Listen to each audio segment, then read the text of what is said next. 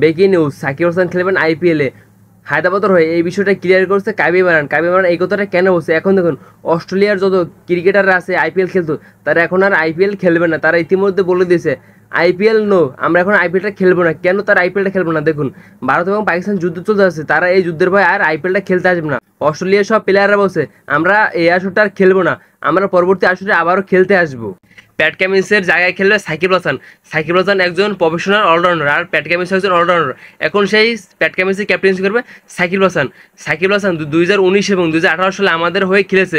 সাকিব হাসান জানে আমাদের টিম কম্বিনেশনটা কেমন, তার জন্য আমরা সাকিব হাসানকে নক দিয়ে আমাদের টিমে খেলার জন্য আবেদন জানিয়েছি। সাকিব হাসান তো এই কথা শুনে অনেকটা খুশি হয়েছে ভাই।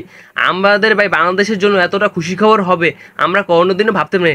সাকিব হাসান আবারও ক্রিকেটে ব্যাক করতেছে এই আইপিএলের হয়ে। ভারত এবং পাকিস্তান যুদ্ধের কারণে একই সময় আইপিএল এবং পিসিএল স্থগিত করা হয়। আবার দেখুন 17 তারিখে আইপিএল এবং পিসিএল আবারও চালু হতে আছে। আর দেখুন আইপিএল খেলবে সাকিব হাসান। আমাদের ভাই বাংলাদেশ মানুষের জন্য এর থেকে কোনো খুশি খবর হতেই পারে না, এই কথাটা বলছে কাবি মারান।